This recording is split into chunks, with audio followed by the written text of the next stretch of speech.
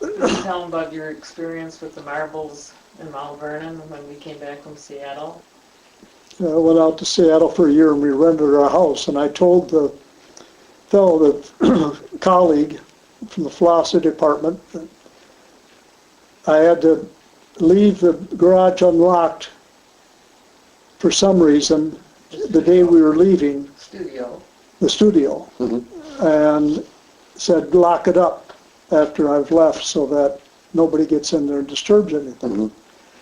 Well, he didn't pay attention to me, and the local cop got complaints from various stores in town that they were noticing somebody's putting holes, little tiny round holes in their windows.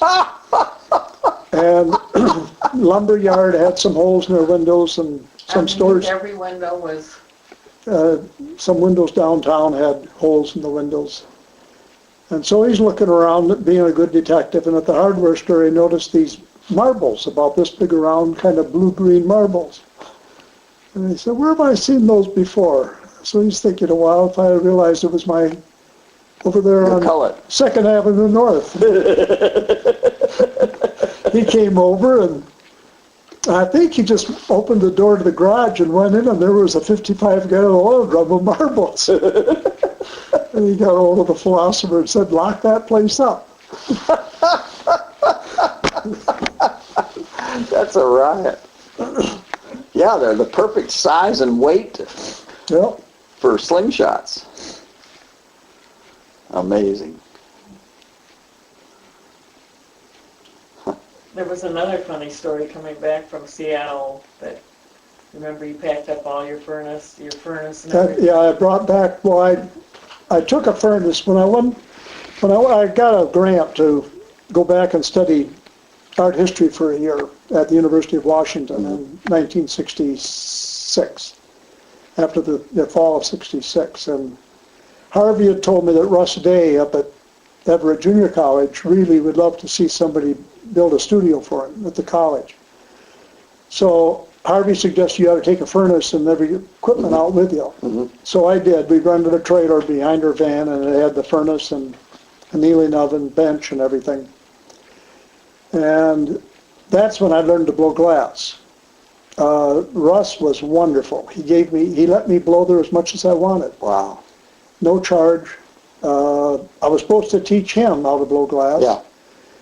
And he had never had time until finally Christmas vacation came, and so then I got him down to the studio, and we blew 2 days, and he said, I'm not strong enough for this. Oh my.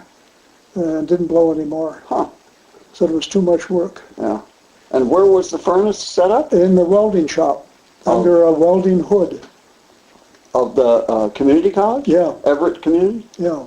I'll be darned. And I blew 20 hours a week. 66, 67. I blew from October. I probably had it up and running in October, and I would drive, get up, and we lived halfway between Everett and what was it? Linwood. Halfway between Seattle, the campus, and Everett. So I get up in the morning, go drive down for classes. As soon as my class was over, I turned around and drive to Everett. That was 60 miles. Right. And blow glass till evening, and then drive back home. Go home. And then Saturdays, Sundays, I'd get up there. I think a lot of Saturdays I was there all day. And by the end of the year, I was an accomplished glass blower. Yeah. So we packed up to go home, and I made the mistake, we had to get everything back into the trailer. And so I was looking for every available space that I could find to put things in, put them away. We got back home, and I discovered I didn't have any underwear. No T-shirts, no shorts, no socks. For a month. For a month. You didn't have any. Could not find any of this. So somehow it got lost. And we did have trouble with the trailer because I packed it. As things were put in boxes, they went in the trailer. And I never took it back out and sorted it by weight. Yeah. And there was no weight on the tongue of the trailer. And it started whipping back and forth up in Canada. We went through the Canadian Rockies. And so we stopped at a way station where they have the scales. And the guy waited, he said, oh, you gotta go back and go over to the parking lot, take everything out, put the heavy stuff in front, the light in back. And so we had everything out in the parking lot, and I thought, we'd left a box of underwear in that parking lot. Oh, my God. Well, finally, after we'd been home for 2 or 3 months, I finally got out and start up the furnace.